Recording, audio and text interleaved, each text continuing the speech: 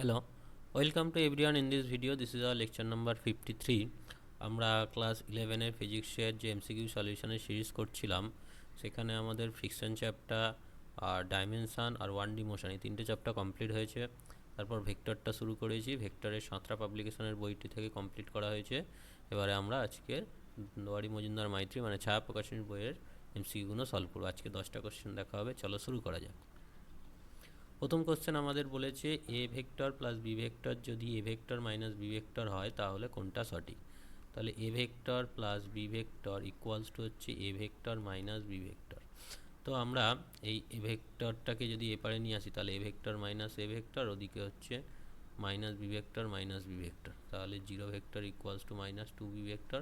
তাহলে এখান থেকে B vector equal to zero পাচ্ছি, তাহলে অ্যান্সার কি হয়ে যাবে? Option B is the correct answer. ঠিক আছে, নেক্সট কোশ্চেন, দুটি ভেক্টরের প্রতিটির মান পি এবং এদের লব্ধির মানও যদি পি হয়। আমরা জানি দুটো ভেক্টরের লব্ধির মানের ফর্মুলা হচ্ছে A square plus B square plus two A B cos theta. এবার বলেছে প্রতিটি ভেক্টরের মানও পি আর লব্ধির মানও, তাহলে P equals to root under P square plus two P into P cos theta. তাহলে দুদিকে হোল স্কোয়ার করলে পি স্কোয়ার ইকুয়াল টু হবে two P square plus two P square cos theta.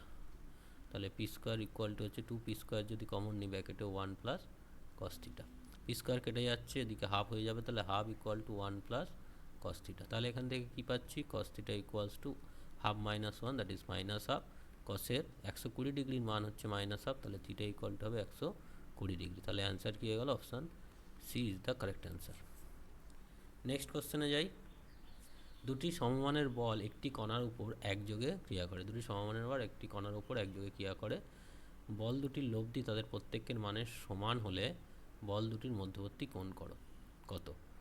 তো একটু আগেই দেখলাম যে এই ধরনের ক্ষেত্রে বল দুটোর মান 120 ডিগ্রি হচ্ছে, 120 ডিগ্রি মানে হচ্ছে স্থূলকোণ, স্থূলকোণ মানে অ্যান্সার বি।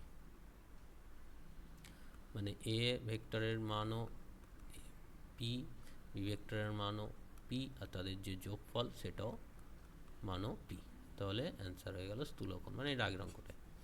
নেক্সট, নিচের কোন রাশিগুলোর মধ্যে ভেক্টর রাশি কোনটি ভেক্টরে? উষ্ণতা ভেক্টর রাশি নয়, ঘাত হচ্ছে অ্যাকচুয়ালি বল, তো বলটা হচ্ছে আমাদের ভেক্টর রাশি। ঠিক, অ্যান্সার হয়ে গেল অপশান বি। নেক্সট, এফ মানে দুটি বল পরস্পরের সমকোণে ক্রিয়াশীল, এদিকেও একটা এফ এদিকে একটা এফ, মোট বলের মান কি হবে? তো এটা এফ হলে রুট টু এফ, এটার মান কত? এফ আর টু এফের মধ্যে হবে, তাহলে অ্যান্সার কী হবে? Option C, F R two এফের মধ্যে। রুট টু এফটা কি? এফের থেকে বড় আর টু এফের থেকে ছোট। নেক্সট, দুটি ভেক্টর এ ও বি একে অপরের সঙ্গে 60 ডিগ্রি কোণে আছে, এটা এ ভেক্টর এটা বি ভেক্টর, এদের মধ্যে অ্যাঙ্গেল কত বলেছে? 60 ডিগ্রি। তবে কোনটা ঠিক? এ ভেক্টর বি ভেক্টরের যোগফল যদি করি তাহলে হবে root under A square plus B square plus two A B cos 60 degree. Cos 60 ডিগ্রির মান কত? হাফ, তাহলে এটা হয়ে যাবে root under A square plus B square plus A B. ঠিক আছে, তো এটার ভ্যালু কী হবে? এ প্লাস বি হোল স্কোয়ারের থেকে এত কম, এখানে টু থাকলে তাহলে a plus b whole square হতো, তাহলে this is a plus b. আচ্ছা, গ্রেটার দেন ওয়ান, দুটি ভেক্টর একে অপরের সঙ্গে 60 ডিগ্রি কোণে হচ্ছে, তাহলে এ প্লাস বি এর মানটা তো এইটা, এটা একের কম না বেশি আমি কী করে বুঝবো? এ তো এ বির ওপর ডিপেন্ড করবে না। কোশ্চেনটা একটু গন্ডগোল লাগছে। নেক্সট কোশ্চেন বলছে, এই যে চিত্রে এ বি দুটো ভেক্টর দিয়েছে, এই আর ভেক্টর যেটা লব্ধি সেটা বলেছে বি বাই রুট টু, তার মানে অতিভুজ আর লম্ব মানে নিশ্চয়ই সাইন থিটা, তাহলে সাইন থিটা ইকুয়াল টু কি? লম্ব বাই অতিভুজ। এবার আর equal to B by root two, তাহলে ওয়ান বাই রুট টু, তো অ্যাঙ্গেলে কত মান হয়? রুট টু, সাইন 45 ডিগ্রির মান ওয়ান বাই রুট টু, তাহলে অ্যান্সার কী গেল? Option B. Next, A dot B তার whole square equal to A square B square. A dot B মানে আমরা কি জানি? এ বি কস থিটা, তার হোল স্কোয়ার ইকুয়াল টু হচ্ছে এ স্কোয়ার বি স্কোয়ার, তাহলে এ স্কোয়ার বি স্কোয়ার কেটে গেল, cos square theta equals to হচ্ছে ওয়ান, তাহলে কস theta equals two plus minus one.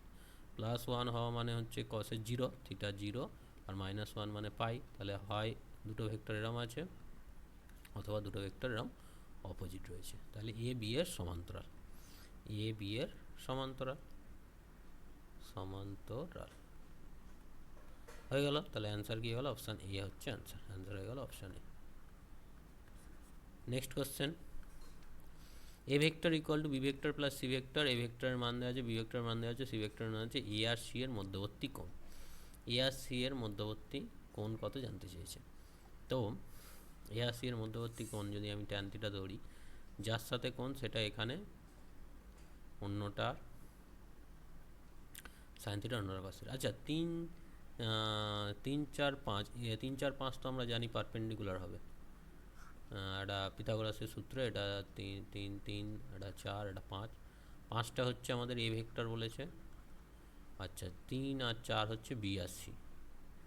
B হচ্ছে 4, সি হচ্ছে 3। তো অ্যাঙ্গেল এ আর সি, এই অ্যাঙ্গেলটা বার করতে বলেছে। তাহলে এই অ্যাঙ্গেলটা বার করতে বললে আমরা কী করবো? ভূমি আর অতিভুজ নিয়ে নিই, কস চলে আসবে। তাহলে কস থিটা ইকুয়াল টু ভূমি বাই অতিভুজ, তাহলে থিটা ইকুয়াল টু হবে কস ইনভার্স 3/5। তাহলে অ্যান্সার কী হয়ে গেল? অপশান এ হয়ে গেল। নেক্সট বলছে 3i cap 6j cap vector দ্বয়ের 3টে অক্ষের সঙ্গে যে কোণ করে। আচ্ছা, অক্ষের সঙ্গে যে কোণ করে সেটা কি হয়? এক্স অক্ষের সঙ্গে যে কোণ করে, এক্স অক্ষের সাথে কোণ ইকুয়াল টু এক্সের কোএফিসিয়েন্ট কত? 3, কস ইনভার্স 3 ডিভাইডেড বাই ওটার মান 3 স্কোয়ার, 6 স্কোয়ার, 2 স্কোয়ার। তাহলে কত হচ্ছে? Cos inverse 3 divided by 9, 36, 4। তাহলে 40, 49 মানে 7, কস ইনভার্স 3/7। তাহলে ওয়াই অক্ষের সাথে কোণ কত হবে? কস ইনভার্স ওয়াই অক্ষের সাথে মানে 6/7। আর জেড অক্ষের সাথে কত হবে? ওখানে আছে কস ইনভার্স 2/7। তো অ্যান্সার হয়ে গেল অপশান এ। বোঝা গেল? তো এরই সাথে 10টা কোশ্চেন হয়ে গেল। নেক্সট ক্লাসে আমরা আরও 10টা কোশ্চেন করবো। This is all about me, this is my contact detail, this is my YouTube channel detail. So take care, thank you.